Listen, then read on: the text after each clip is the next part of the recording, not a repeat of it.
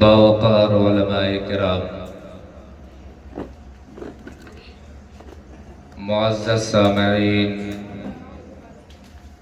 السلام علیکم ورحمۃ اللہ وبرکاتہ۔ الحمد للہ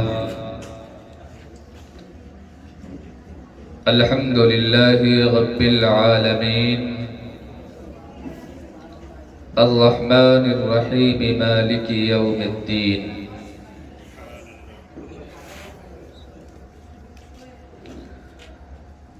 الحمد للہ الذی خلق 7 سماوات طباقا،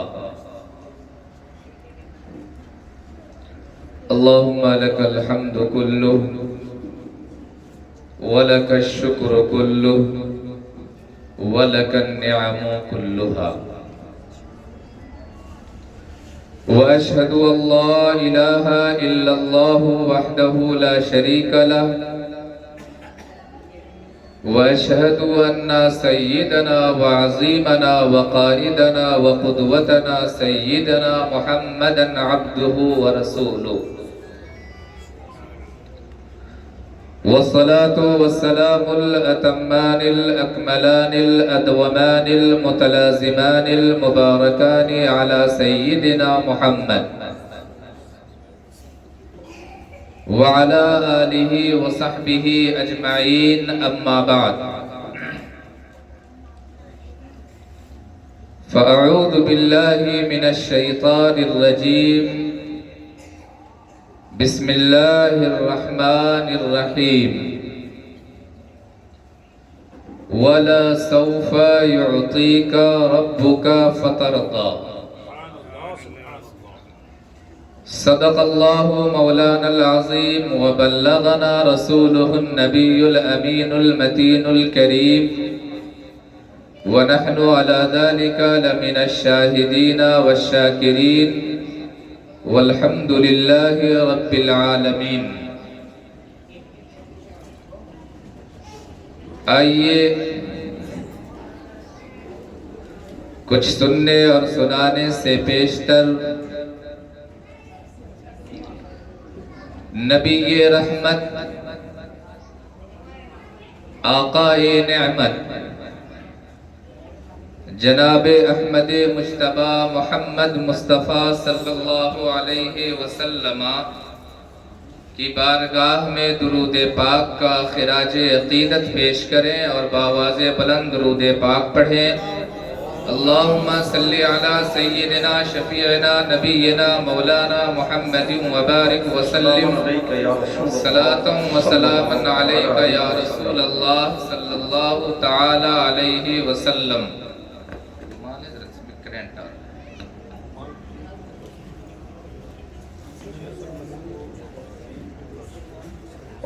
میں کرنٹ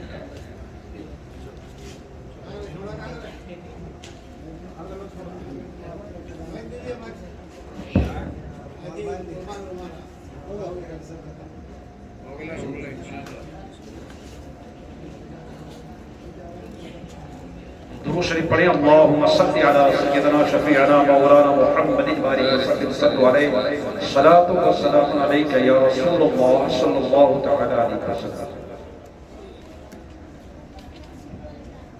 سماعت کریں آپ۔ تو ابھی آپ حضرات مجھ سے پیشتر حضرت علامہ مولانا مفتی منیر الدین صاحب مصباحی، استاذ دارالعلوم اہل سنت مفتاح العلوم سے ایک خوبصورت نصیحانہ بیان سماعت فرما رہے تھے، اور ان سے پہلے آپ نے معراج کے حوالے سے دارالعلوم کے مفتی حضرت علامہ مفتی قمر الدین صاحب قبلہ سے ایک مختصر اور خوبصورت بیان سماعت فرمایا۔ تھوڑی دیر کے لیے میں بھی آپ کے سامنے آ گیا ہوں میں چاہتا ہوں کہ معراج کے حوالے سے تھوڑی سی گفتگو میں بھی آپ سے کروں۔ آپ سے یہ التماس ہے کہ آپ حضرات دل جمعی کے ساتھ بیٹھے رہیں۔ ابھی آپ حضرات واقعہ معراج کے حوالے سے مفتی منیر الدین صاحب قبلہ کی زبانی اعلیٰ حضرت امام عشق و محبت کے اشعار سماعت فرما رہے تھے۔ انہی کے طرز پر استاذ الشعراء حضرت سید منظر چشتی نے کچھ اشعار کہے ہیں جو میں آپ کے گوشے گزار کرنا چاہتا ہوں۔ وہ فرماتے ہیں جو میں نے سوچا وہ لمحہ بھر میں فلک سے آگے کہاں گئے تھے۔ جو میں نے سوچا وہ لمحہ بھر میں فلک سے آگے کہاں گئے تھے، تو میری فکر و خیرت کے طائر شکستہ پر ہو کر گر پڑے تھے۔ اور میں کیسے کہہ دوں مکین سدرا نے آ کے سرکار کو جگایا۔ آپ نے واقعہ معراج میں سنا ہوگا کہ حضرت جبریل امین تشریف لاتے ہیں اور اس وقت سرکار آرام فرما رہے تھے، تو جبریل نے سرکار کو جگایا۔ لیکن اسی واقعے کو ایک شاعر کس انداز میں دیکھتا ہے، وہ فرماتے ہیں میں کیسے کہہ دوں مکین سدرا نے آ کے سرکار کو جگایا، جبی کو رکھ کر قدم پہ ان کے وہ اپنی قسمت جگا رہے تھے۔ جبی کو رکھ کر قدم پہ ان کے وہ اپنی قسمت جگا رہے تھے۔ اور آگے کہتے ہیں خدا کے وہ آخری پیمبر جو لائے تشریف گھر سے باہر، خدا کے وہ آخری پیمبر جو لائے تشریف گھر سے باہر، قدم قدم پر فرشتے آ کر سلامی آقا کو دے رہے تھے۔ قدم قدم پر فرشتے آ کر سلامی آقا کو دے رہے تھے۔ اور انہوں نے بھی بڑا لمبا قصیدہ کہا ہے، لیکن آخری شعر میں کہنا چاہتا ہوں آپ کے سامنے۔ کہتے ہیں کہاں گئے تھے حبیب داور، کہاں گئے تھے حبیب داور، رضا کے لہجے میں بتا دوں اے منظر۔ کہاں گئے تھے حبیب داور، رضا کے لہجے میں کہہ دوں اے منظر، اسی کے جلوے اسی سے ملنے اسی سے اس کی طرف گئے تھے۔ اسی کے جلوے اسی سے ملنے اسی سے اس کی طرف گئے تھے۔ عزیزان ملت اسلامیہ آئیے درود پاک پڑھیں۔ اللہم صلی علی سیدنا شفیعنا نبینا مولانا محمد وبارک وسلم، صلاۃ و سلام علیک یا رسول اللہ صلی اللہ تعالی علیہ وسلم۔ رب قدیر ارشاد فرماتا ہے وَلَا سَوْفَ يُعْطِيكَ رَبُّكَ فَتَرْضَى۔ اے محبوب، آپ کا رب عنقریب آپ کو اتنا نوازے گا، اتنا نوازے گا، اس قدر نوازے گا کہ آپ راضی ہو جائیں گے۔ خدا کی رضا چاہتے ہیں دو عالم، خدا چاہتا ہے رضائے محمد۔ اے محبوب، آپ کا رب آپ کو اتنا نوازے گا کہ آپ راضی ہو جائیں گے۔ آپ اس آیت کریمہ کو اپنے ذہن میں رکھیے اور واقعہ معراج کا پس منظر ملاحظہ کیجئے۔ معراج سے پہلے حزن و ملال کے پہاڑ پیغمبر اسلام پر توڑے جاتے ہیں، آلام و مصائب کی یلغار کی جاتی ہے، مسلسل اپنے لوگ ان کی دل آزاری کرتے ہیں، ان کا دل دکھاتے ہیں، اور ایسے عالم میں جو آپ کے سب سے زیادہ آپ پر کرم فرمانے والے تھے ابو طالب، آپ کے چچا، ان کا بھی انتقال ہو جاتا ہے۔ کچھ دنوں کے بعد اسلام کی دعوت و تبلیغ میں سب سے زیادہ آپ کا ساتھ دینے والی اسلام کی شہزادی، آپ کی زوجہ محترمہ حضرت خدیجہ کا بھی انتقال ہو جاتا ہے۔ گویا کہ پیغمبر اسلام کے اوپر مصیبتوں کا پہاڑ ٹوٹ پڑا ہے، اپنا کوئی ساتھ نہیں دے رہا ہے، مسلسل ان پر ظلم کی بوچھار کی جا رہی ہے۔ ایسے عالم میں جب ایک ساتھ دینے والا ان سے جدا ہو جاتا ہے اور اپنی بیوی جو ہر قدم پہ ان کا ساتھ دیتی تھی وہ بھی ان سے جدا ہو جاتی ہے، تو پیغمبر اسلام ہر چہار جانب سے مصیبتوں سے گھر جاتے ہیں۔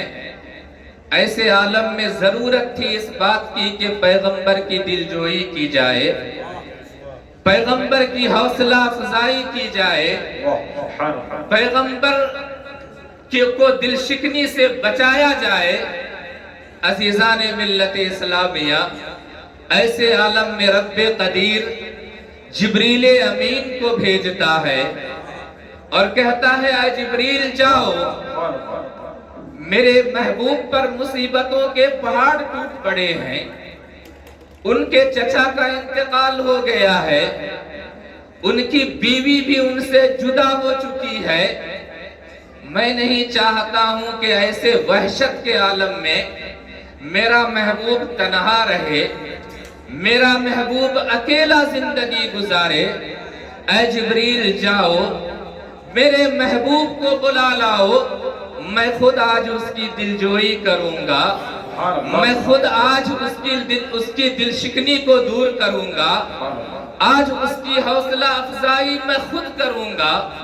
عزیزان ملت اسلامیہ، تو انہی حزن و ملال اور انہی مصیبتوں کے پہاڑ سے پیغمبر اسلام کی دلجوئی کرنے کے لیے ان کو معراج پہ بلایا گیا، ان کو معراج پہ بلایا گیا، اور معراج میں آپ ام ہانی کے گھر سے مختصر سا سفر، ام ہانی کے گھر سے آپ چلتے ہیں، مسجد حرام تک پہنچتے ہیں، مسجد حرام سے آپ پھر مسجد اقصی تشریف لے جاتے ہیں، مسجد اقصی سے آپ سدرۃ المنتہا تک جاتے ہیں، یہاں تک جبریل امین آپ کے ساتھ ہوتے ہیں، اور سدرۃ المنتہا سے پھر لامکاں تشریف لے جاتے ہیں، عرش اعظم تشریف لے جاتے ہیں، جس کی ترجمانی قرآن مقدس نے قاب قوسین سے کی ہے۔ عزیزان ملت اسلامیہ، رب کی بارگاہ میں تشریف لے جاتے ہیں، ماتھے کی نگاہوں سے اپنے رب کا مشاہدہ کرتے ہیں، رب کی بارگاہ میں راز و نیاز کی باتیں ہوتی ہیں۔ عزیزان ملت اسلامیہ، پھر معراج سے آپ تشریف لاتے ہیں، اور واقعہ یہ ہوتا ہے، ماجرا یہ ہوتا ہے کہ اتنے مختصر وقت میں کہ جب آپ جس بستر کو چھوڑ کر کے معراج میں تشریف لے گئے تھے وہ بستر بھی گرم تھا۔ ماجرا یہ ہے کہ جس زنجیر کو آپ ہلتی ہوئی چھوڑ گئے تھے وہ زنجیر بھی ہل رہی تھی۔ تاریخ میں یہاں تک آیا ہے کہ جاتے وقت جس درخت کی ٹہنی سے آپ کا امامہ ٹکرایا تھا وہ ٹہنی بھی ہل رہی تھی، جس جگہ آپ وضو فرما کر تشریف لے گئے تھے وہ جگہ بھی ابھی گیلا تھا۔ عزیزان ملت اسلامیہ، میں یہاں آپ کو ایک سبق دینا چاہتا ہوں کہ سفر معراج پہ آج کچھ ایسے ارباب عقل و دانش ہیں جو حیرت کا اظہار کرتے ہیں، اپنی پریشانی کا اظہار کرتے ہیں۔ وہ کہتے ہیں کہ ایسا کیسے ہو سکتا ہے کہ پیغمبر اسلام ام ہانی کے گھر سے مسجد حرام جائیں، مسجد حرام سے بیت المقدس جائیں، بیت المقدس سے سدرۃ المنتہا جائیں، اور سدرۃ المنتہا سے پھر لا مکہ جائیں، اور وہاں سے پلٹ کر کے بھی چلے آئیں، اور ان کا بستر بھی گرم رہے، وضو کی جگہ بھی گیلی رہے۔ عزیزان ملت اسلامیہ، کچھ ایسے عجیب قسم کے ارباب عقل و دانش ہیں جو ہر بات پہ تحقیق کرتے چلتے ہیں، ہر بات پہ وہ سبب تلاشتے رہتے ہیں، ریزن تلاش کرنے کی کوشش کرتے ہیں۔ ایسے ارباب عقل و دانش کی دنیا میں کمی نہیں ہے۔ مجھے آج ایسے لوگوں کا واقعہ پڑھ کر کے ایک انگریز سائنٹسٹ کا واقعہ یاد آ رہا ہے کہ دنیا میں کچھ ایسے یعنی ریسرچ کرنے والے بھی ہوتے ہیں کہ آپ کو ان کے ریسرچ پر حیرت ہوگی۔ میرے ایک ساتھی تھے جنہوں نے مجھے ایک کہانی سنائی تھی کہ ہندوستان میں جب انگریز آئے تو انہوں نے وہ ایک ہوٹل میں گئے، اور ہوٹل میں جا کر کے انہوں نے ہوٹل سے کچھ کھانے کی چیز منگائی تو ان کے پاس آلو چاپ لایا گیا۔ اب وہ انگریز جب آلو چاپ کو توڑتا ہے تو وہ حیرت میں پڑ جاتا ہے۔ دوسرا انگریز پوچھتا ہے اس سے، میں آپ کو بتانا چاہتا ہوں کہ دنیا میں ایسے بھی ریسرچ کرنے والے ہوتے ہیں، کہ دوسرا جو اس کے ساتھ میں تھا وہ پوچھتا ہے کہ کیا بات ہے آج تم آلو چاپ کھا نہیں رہے ہو، بہت غور سے صرف اس کو تکے جا رہے ہو؟ تو وہ کہتا ہے کہ میں جاننا چاہتا ہوں کہ آخر اس کے اندر آلو ڈالا کیسے گیا، اس کا تو کوئی راستہ نظر نہیں آ رہا ہے۔ تو وہ دوسرا انگریز کہتا ہے کہ میں بھی ایک ہوٹل سے آ رہا ہوں اور وہاں میں نے جلیبی کھائی تھی، تو میں بھی اس کو کھانے کے بعد حیرت میں پڑ گیا۔ بولو اس میں کیا حیرت کی بات تھی کہ اس کو توڑ کر کے جب میں نے توڑا تو اس سے شیرہ نکل رہا تھا، تو میں سوچ میں پڑ گیا کہ یا خدا یہ شیرہ کہاں سے اس میں ڈالا گیا، کہیں راستہ تو ہے ہی نہیں۔ تو بہرحال ایسے دنیا میں کچھ ریسرچ کرنے والے ہوتے ہیں۔ انہی لوگوں میں سے کچھ لوگوں نے سفر معراج پہ اعتراض کیا تھا اور کہا تھا کہ یہ ممکن نہیں ہے کہ ایک انسان مسجد حرام سے بیت المقدس کو جائے، بیت المقدس سے سدرۃ المنتہا کو جائے، اور ایک مختصر سے وقت میں۔ لیکن میں آپ کو ذہن دینا چاہتا ہوں کہ میرے عزیزو یہ ناممکن نہیں ہے، یہ محال نہیں ہے، اس لیے کہ یہ کائنات جو بنائی گئی ہے میرے مصطفیٰ کے صدقے میں بنائی گئی ہے، اس کائنات کا وجود جو ہوا ہے وہ میرے مصطفیٰ کے صدقے میں ہوا ہے۔ اور جب میرے رب نے میرے مصطفیٰ کو اپنی بارگاہ میں بلایا تو رب نے کائنات کی ہر چیز کو، جو چیز جیسے تھی ویسے ہی ساکن و ساکت کر دیا، اور کائنات کو ساکن و ساکت فرما کر کے رب قدیر نے یہ درس دیا تھا، اے لوگو یہ اس کائنات کا جو وجود ہے وہ میرے محبوب کے صدقے میں ہے۔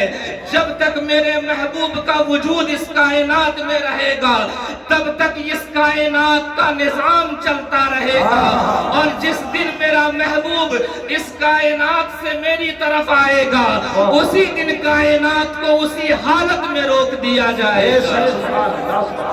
عزیزان ملت اسلامیہ، تو اس میں کیا تعجب کی بات ہے میرے مصطفیٰ جب معراج میں تشریف لے گئے بے شک تو رب قدیر نے جو چیز جیسے تھی ویسے ہی اس کو روک دیا۔ کیا بات ہے، جگہ بہت خوب، گیلی ہے گیلی رہو، بہت خوب، بستر گرم ہے گرم رہو، شاخیں ہل رہی ہے ہلتی رہو، جب تک میرا محبوب نہیں آئے گا تم ٹھہر نہیں کیا بات سکتی ہے، ہو، سبحان اللہ۔ جب تک میرا محبوب نہیں آئے گا تم ٹھنڈی نہیں ہو سکتی ہو، جب تک میرا محبوب نہیں آئے گا تم سوکھ نہیں سکتے۔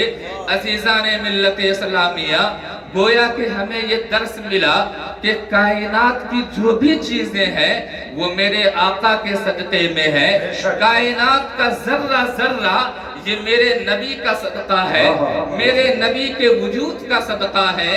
اسی لیے جب ابو جہل نے حضرت صدیق اکبر سے کہا تھا کہ اے صدیق اکبر، میں چاہتا ہوں کہ آپ اپنا ایمان صحابہ کی طرح کریں، آپ اپنے ایمان کو نبی کے صحابہ کی طرح کرنے کی کوشش کریں، کہ جب صدیق اکبر سے ابو جہل نے کہا تھا کہ اے صدیق، تمہارے نبی تو ایسا ایسا دعویٰ کرتے ہیں، وہ اس طرح کی باتیں کرتے ہیں، کیا یہ باتیں ممکن ہیں؟ تو صدیق نے کہا تھا اگر کوئی عام انسان یہ دعویٰ کرتا تو میں کہہ سکتا تھا ممکن نہیں ہے، لیکن جب میرے رسول یہ دعویٰ کر رہے ہیں، میرے آقا یہ دعویٰ کر رہے ہیں، تو صدیق ایک بار نہیں 1000 بار کہے گا یہ ممکن ہے، یہ صحیح ہے، ایسا ہو سکتا ہے۔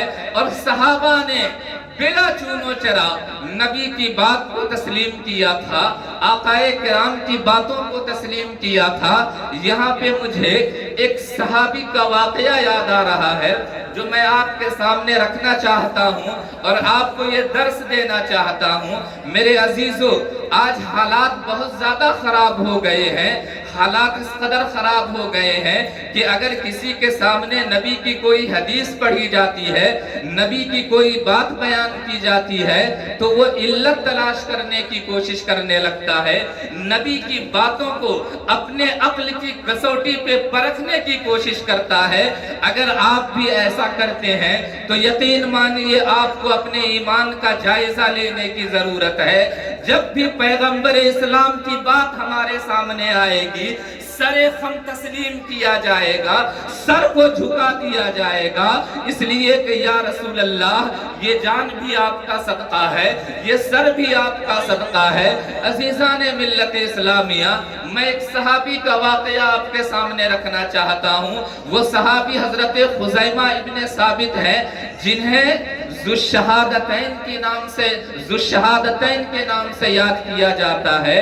میں دکھانا چاہتا ہوں کہ صحابہ کرام کس طریقے سے نبی پاک کی سنتوں کی اتباع کرتے تھے، کس طریقے سے نبی پاک کو اپنے دل و جان سے مانا کرتے تھے۔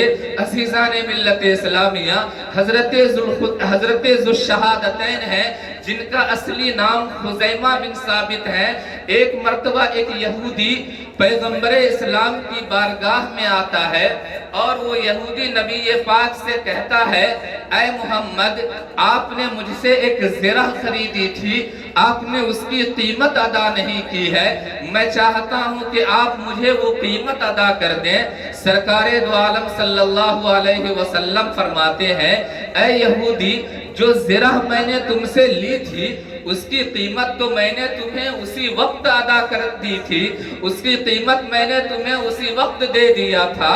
وہ یہودی کہتا ہے اے محمد، آپ کے یہاں تو ہر بات گواہی سے مانی جاتی ہے، اگر کوئی گواہ آپ کی طرف سے ہے تو اسے لے کر کے آئیے۔ عزیزان ملت اسلامیہ، اور ماجرا یہ ہے کہ جس وقت پیغمبر اسلام نے اس زرہ کی قیمت اس یہودی کو دی تھی، اس وقت وہاں کوئی موجود نہیں تھا۔ پیغمبر اسلام سوچ میں پڑ جاتے ہیں یا اللہ کس کو گواہی میں پیش کیا جائے، کوئی گواہ نہیں ہے۔ جس وقت میں نے اسے پیسہ دیا تھا، جس وقت میں نے قیمت ادا کی تھی، اس وقت وہاں پہ کوئی موجود نہیں تھا۔ عزیزان ملت اسلامیہ، پیغمبر اسلام سر کو جھکا دیتے ہیں، اتنے میں خزیمہ ابن ثابت کھڑے ہوتے ہیں، وہ کہتے ہیں یا رسول اللہ، میں گواہی دیتا ہوں کہ آپ نے اس کی قیمت ادا کر دی ہے۔ عزیزان ملت اسلامیہ، جیسے خزیمہ ابن ثابت گواہی دیتے ہیں، وہ یہودی پلٹ کر کے چلا جاتا ہے۔ یہودی کے جانے کے بعد پیغمبر اسلام حضرت خزیمہ سے پوچھتے ہیں، اے خزیمہ ذرا یہ تو بتاؤ کہ جس وقت میں نے قیمت ادا کی تھی اس وقت وہاں میرے اور اس کے علاوہ کوئی نہیں تھا، پھر تم نے گواہی کیسے دے دی؟ گواہی دینے کے لیے ضروری تھا کہ تم وہاں موجود ہوتے، قیمت کو ادا کرتے ہوئے دیکھے ہوتے، تب تم گواہی دیتے۔ قربان جائیے صحابہ کرام کے ایمان پر۔ خزیمہ کہتے ہیں یا رسول اللہ، آپ ہمیں کہتے ہیں ہمارے پاس جبریل آتے ہیں، ہم نے کبھی جبریل کو آتے ہوئے نہیں دیکھا ہے۔ آپ کہتے ہیں ہم پر قرآن مقدس کا نزول ہوتا ہے، ہم نے کبھی قرآن کو نازل ہوتے ہوئے نہیں دیکھا ہے۔ آپ کہتے ہیں کہ کل میدان محشر قائم ہوگا، ہم نے میدان محشر کو قائم ہوتے نہیں دیکھا ہے، لیکن ہم نے تصدیق کی ہے۔ یا رسول اللہ، جب آپ کی ہر بات ہم نے مانی ہے، بغیر دیکھے ہوئے ہم نے جبریل کو مانا ہے، بغیر دیکھے ہوئے ہم نے وحی کو مانا ہے، بغیر دیکھے ہوئے ہم نے حشر و نشر کو مانا ہے، تو یا رسول اللہ آج جب آپ کہہ رہے ہیں کہ میں نے قیمت ادا کر دی ہے، تو خزیمہ کے ایمان کو یہ گوارا نہیں ہوا کہ پیغمبر اسلام سر جھکا دے اور خزیمہ ساکت و ساکن خاموش بیٹھا رہے۔ اسی لیے یا رسول اللہ میں نے اٹھ کر کے کھڑے ہو کر کے گواہی دے دی۔ یا رسول اللہ آپ نے قیمت ادا کر دی ہے تو ادا کر دی ہے۔ جب آپ کہہ رہے ہیں کہ آپ نے ادا کر دیا ہے تو یقیناً آپ نے ادا کر دیا ہے۔ عزیزان ملت اسلامیہ، یہ تھا صحابہ کرام کا ایمان۔ اس طریقے سے صحابہ میرے نبی کو مانا کرتے تھے، اس طریقے سے صحابہ میرے نبی کی عزت و احترام کیا کرتے تھے۔ لیکن آج ہم ہیں، ہمارا ایمان کمزور ہو چکا ہے۔ ہمارے امام صاحب آپ سے کوئی بات کہتے ہیں کہ پیغمبر اسلام کا یہ فرمان ہے تو آپ اس کو اپنے عقل کے اعتبار سے سوچنے لگتے ہیں۔ یقین مانیے جہاں سے آپ کی عقل کی حدیں ختم ہو جاتی ہے، وہیں سے پیغمبر کی، وہیں سے اللہ کے مقربین کی حد شروع ہوتی ہے۔ عزیزان ملت اسلامیہ، تو کبھی بھی پیغمبر کے فرمان کو اپنی عقل کی کسوٹی پر پرکھنے کی کوشش نہیں کیجئے گا۔ جو بھی پیغمبر کی طرف سے تعلیمات آپ کو ملیں گی، آپ یہ کوشش کریں کہ سرخم اس پہ تسلیم کریں، سرخم تسلیم کر کے اس پر عمل کرنے کی کوشش کریں۔ عزیزان ملت اسلامیہ، تو آپ کو بتایا گیا کہ واقعہ معراج میں جو سب سے قیمتی چیز اس امت کو ملی ہے وہ کیا ہے؟ نماز۔ بے شک سبحان اللہ۔ نماز اتنی اہم چیز ہے، اتنی اہم چیز ہے کہ اللہ تعالیٰ کی جانب سے جتنی چیزیں پیغمبر کے ساتھ، پیغمبر کے پاس آئی، وہ چیزیں حضرت جبریل کے ذریعے آئی۔ قرآن آیا ہے جبریل کے ذریعے، پیغمبر کے پاس وحی آتی ہے جبریل کے ذریعے، لیکن جب نماز کا تحفہ دینا ہوا تو اللہ نے جبریل کو نہیں دیا ہے، بلکہ اللہ نے خود پیغمبر کو اپنی بارگاہ میں بلایا ہے۔ اے محبوب، آج آؤ میرے پاس، میں ایک قیمتی چیز آپ کو دینے والا ہوں، آپ کی امت کو ایک تحفہ دینے والا ہوں۔ اے محبوب، آج آپ ایک بار میری زیارت کیجئے گا، لیکن اس تحفے کے ذریعے آپ کی امت دن میں 5 بار میری زیارت کرے گی۔ عزیزان ملت اسلامیہ، اتنا عظیم تحفہ، اتنی عظیم شے ہے اور ہم نمازوں سے غافل ہیں، نمازوں کو ضائع کرتے ہیں۔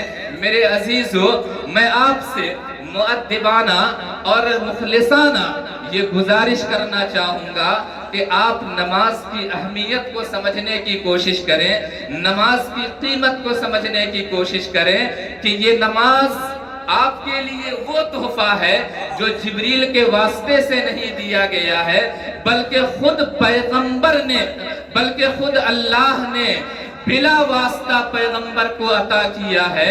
میرے عزیزو کہ اس نماز کی قدر کیجئے اور اس واقعہ معراج کی سب سے قیمتی جو شے ہے اس کو اپنے ہاتھ سے ضائع نہ ہونے دیجئے۔